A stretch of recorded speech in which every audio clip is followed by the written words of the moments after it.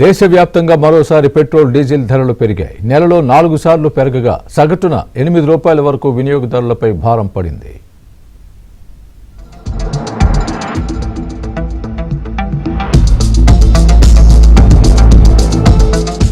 దేశవ్యాప్తంగా మరోసారి petrol diesel ధరలు భారీగా పెరిగాయి.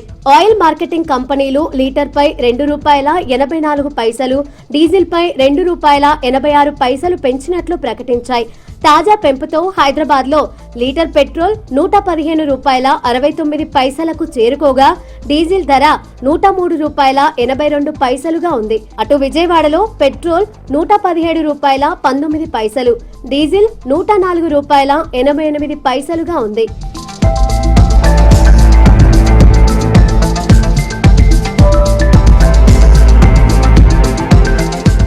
పెట్రోల్ డీజిల్ ధరలు పెరగడం ఈ నెలలో ఇది 4వసారి.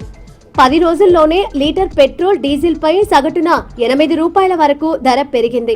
ఈ నెల 15న లీటర్ పెట్రోల్ డీజిల్ పై ₹3 ధర పెరిగింది. 19, 23వ తేదీల్లో సగటున రూపాయి, సోమవారం ఏకంగా ₹2.50కు పైగా ధర పెరిగింది.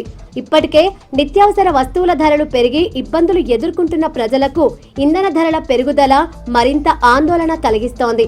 వరుసగా ఇంధన ధరలు పెరుగుతూ ఉండటంతో రవాణా ఖర్చులు పెరిగే అవకాశం ఉంది.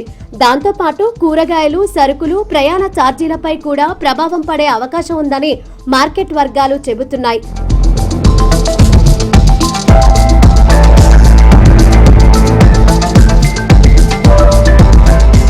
అంతర్జాతీయ మార్కెట్లో ముడి చమురు ధరలు పెరగడం, డాలర్ మారకపు విలువలో మార్పులు, కేంద్ర రాష్ట్ర పన్నుల ప్రభావం వల్ల ఇంధన ధరలు పెరుగుతున్నాయని ఆయిల్ కంపెనీలు చెబుతున్నాయి. అయితే ఇంధన ధరల పెరుగుదలపై ప్రజలు తీవ్ర అసంతృప్తి వ్యక్తం చేస్తున్నారు.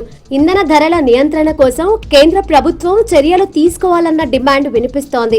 మరోవైపు ప్రధాని మోదీపై రాహుల్ గాంధీ తీవ్ర విమర్శలు చేశారు. ద్రవ్యోల్బణ సూత్రధారి మోదీ మళ్లీ తన పని చూపించారంటూ ట్వీట్ చేశారు. పెట్రోల్ డీజిల్ ధరలను విడతల వారీగా పెంచుతున్నారంటూ మండిపడ్డారు.